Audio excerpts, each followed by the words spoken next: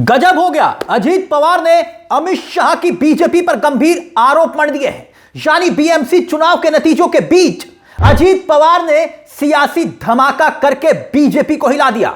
और आरोप भी कोई छोटे मोटे नहीं, बहुत गंभीर इल्जाम लगाए हैं कि सिंचाई प्रोजेक्ट में बीजेपी ने महा घोटाला किया है। कौन कह रहा है?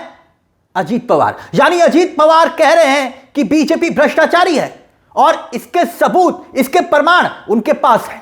तो सवाल यह कि आखिरकार एक तरफ बीएमसी चुनाव के नतीजे आते हैं और दूसरी तरफ अजीत पवार का मोदी और अमित शाह, या फिर यूं कह लीजिए कि चौराहे पर खड़े होकर गंभीर इल्जाम लगा दिए हैं।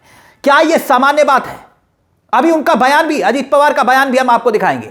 मगर सवाल यह कि अजीत पवार ने भारतीय जनता पार्टी पर सिंचाई प्रोजेक्ट में महाभ्रष्टाचार घोटाले का आरोप अभी क्यों लगाया? क्या चाचा और भतीजे यानी कि शरद पवार और अजीत पवार आने वाले वक्त में भारतीय जनता पार्टी के साथ कोई बड़ा खेल करने जा रहे हैं? क्या बीजेपी के खिलाफ अजीत पवार ने ऐसा बिगुल बजा दिया है जिसका असर सिर्फ बीएमसी के चुनाव में नहीं बल्कि आने वाले दिनों में महाराष्ट्र की सरकार पर पड़ेगा? बीएमसी चुनाव तो निपट गया। अब गौर कीजिए कि जिस भ्रष्टाचार को अजीत पवार के ऊपर थोपकर मोदी और अमित शाह और देवेंद्र फडणवीस ने यही कहा था ना, चक्की पीसिंग पीसिंग एंड पीसिंग, तंज किया कर। और वही अजीत पवार कह रहे हैं कि मेरे पास सिंचाई प्रोजेक्ट में बीजेपी के घोटाले की फाइलें हैं। अब अजीत पवार का यह कहना, दोस्तों, यह बहुत बड़ा सवाल है।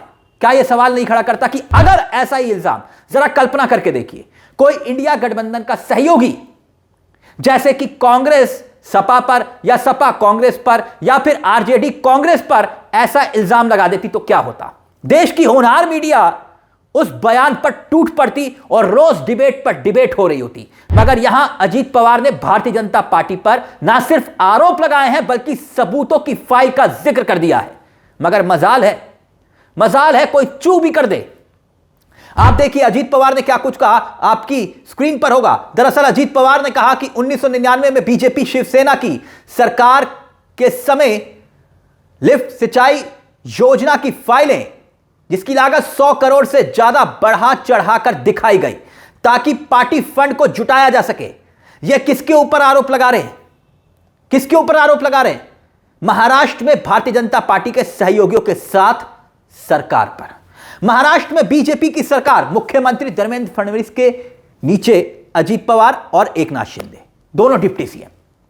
और वही कह रहे हैं कि भाई भारतीय जनता पार्टी ने फंड को बढ़ा चढ़ा करके दिखाया ताकि पार्टी फंड को बीजेपी को ट्रांसफर किया जा सके। लेकिन बात यही खत्म नहीं होती है।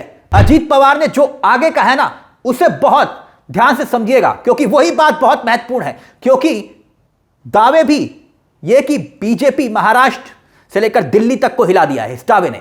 अजीत पवार ने कहा कि जब 1999 में पुरंदर लिफ्ट सिंचाई परियोजना की फाइलें मेरे पास आई तब इसकी लागत 303 करोड़ दिखाई गई। मैंने फाइल को खारिज कर दिया। जांच करने पर पता चला कि असली लागत सिर्फ 220 करोड़ है। 220 करोड़ की जगह 330 करोड़ दर्शाया गया, भारतीय जनता पार्टी ने दर्शाया। यानी कि सीधे सीधे 110 करोड़ का गबन। यानी 100 करोड़ रुपए पार्टी फंड के नाम पर और 10 करोड़ रुपए संबंधित अधिकारियों के लिए जोड़े गए थे। कौन कह रहा है? अजीत पवार। यानी सरकार भी अगर गड़बड़ी करती है, वो भी अधिकारियों के लिए बीच में कटमनी रखती है। तो क्या यह सवाल नहीं खड़ा होता दोस्तों कि ये मोदी साहब जो कहते थे कि भाई सरकारें कट मनी लेती है, विपक्ष की सरकारें प्रोजेक्ट पास करने के लिए, यहां तो खुद इनके मंत्री छोड़िए डिप्टी सीएम कह रहे हैं यह तो कट मनी का मामला है। रकम बढ़ाई गई मंजूर करवाने के लिए और राज्य पर बड़ा आर्थिक नुकसान होता अगर वो फाइल पास हो जाती। और वो कह रहे हैं आज भी मेरे पास वो फाइल है। देखिए अजीत पवार कह रहे हैं मेरे पास फाइल है। तो क्या त्रुप का इक्का आज भी अजीत पवार ने अपने हाथ में रखा हुआ है? बीजेपी की गर्दन आज भी अजीत पवार के हाथ में है। ऐसे में अपनी सहयोगी पार्टी के मुखिया की तरफ से खुद पर लगाए गए आरोपों पर भारतीय जनता पार्टी भी तिलमिला रही है। आरोपों पर बौखलाहट साफ तौर पर दिखाई दे रही है। अजीत पवार ने ऐसी बात कह दी है कि बीजेपी कह रही है हमें उम्मीद नहीं थी। देखिए, द इंडियन एक्सप्रेस की रिपोर्ट के अनुसार बीजेपी के मंत्री और महायुति के सदस्य चंद्रशेखर वो खुलकर कह रहे हैं कि अगर उस समय फाइल अजीत पवार के पास थी और उन्होंने ऐसे आरोप लगाए होते तो उनकी ईमानदारी दिखाता, लेकिन इतने सालों के बाद यह ठीक नहीं है। दोस्तों, क्यों ठीक नहीं है? अब यह सवाल बीजेपी से पूछिए कि भाई कांग्रेस में तो सब भ्रष्टाचारी, ठीक, बीजेपी में सब पाक साफ, वो वॉशिंग मशीन टाइप का मामला, पाप सारे धुल जाएंगे।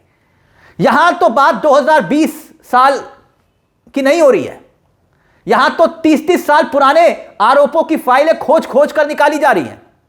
क्यों? गांधी परिवार को देखिए ना, आरोप यही लगते हैं ना, फंसाने के लिए नेशनल हेराल्ड और तमाम तरह की बातें बीजेपी पर इल्जाम लगते हैं। लेकिन अजीत पवार तो अभी कुछ ही साल पुरानी बात कर रहे हैं, क्योंकि खुद सिंचाई विभाग के भ्रष्टाचार के आरोप का सामना अजीत पवार भी कर रहे हैं। यानी दोनों एक दूसरे के ऊपर इल्जाम लगा रहे हैं, दोनों एक दूसरे को सवालों के कटघरे में खड़ा कर रहे हैं। यानी दाल में कुछ काला है या पूरी की पूरी दाल काली है। बीएमसी चुनाव के नतीजे और नतीजों के इतर अजीत पवार का यह बयान नया सियासी तूफान का संकेत दे रहा है। पवार ने जिस वक्त भ्रष्टाचार का आरोप भारतीय जनता पार्टी की सरकार पर लगाया, उस समय महाराष्ट्र में तब किसकी सरकार थी? 1995 से 99 के दौर के बीजेपी शिवसेना सिंचाई मंत्री थे एकनाथ खड़से। अजीत पवार पर पहले आरोप लगे और फिर अजीत पवार ने भारतीय जनता पार्टी यानी कि मोदी शाह की भारतीय जनता पार्टी को कटघरे में लाकर खड़ा कर दिया। जाहिर तौर पर एक तरफ एक पार्टी जिसके मुखिया भ्रष्टाचारी बताए जा रहे हैं और दूसरी तरफ दूसरी पार्टी मोदी और अमित शाह की पार्टी जिनको भ्रष्टाचारी बता रही है, उन्हें ही उप मुख्यमंत्री बना रही है, यानी कि डिप्टी सीएम अजीत पवार को। यानी सच तो वही दोनों जानते हैं, या फिर जांच करने वाली वो एजेंसियां, और जांच एजेंसी आप जानते हैं इस वक्त तो पश्चिम बंगाल में बिजी हैं। और अगर जांच का जिक्र किया जा रहा है, खुलासे का जिक्र किया जा रहा है, तो क्या यह बीजेपी की साख पर पट्टा लगाने वाला नहीं है? बीएमसी चुनाव के नतीजे छोड़ दीजिए, कौन जीता कौन हारा, लेकिन यह महत्वपूर्ण है कि महाराष्ट्र की सियासत में क्या एक नया खाका खींचने की तैयारी में अजीत पवार? ना खाऊंगा ना खाने दूंगा, यह कौन कहता था? महाराष्ट्र का अक्स, महाराष्ट्र का आईना देखकर अपने अक्स से वो भी डर जाएंगे जो कहते थे ना खाऊंगा ना खाने दूंगा, क्योंकि यहां उन्हीं के साथ ही कह रहे हैं कि भ्रष्टाचार का मामला है। तो अब कौन भ्रष्टाचारी है? इस मुद्दे को लेकर आपकी क्या राय है? अपनी राय हमें कमेंट बॉक्स में जरूर दीजिएगा। मुझे तिलक चावला को दीजिए इजाजत। एक छोटी सी दरख्वास्त, चैनल को सब्सक्राइब जरूर कर लीजिएगा। यह मंच आप ही का है जहां हम सिर्फ खबर नहीं दिखाते बल्कि खबर के पीछे की खबर भी बताते हैं। नमस्कार, जय हिंद, जय भारत।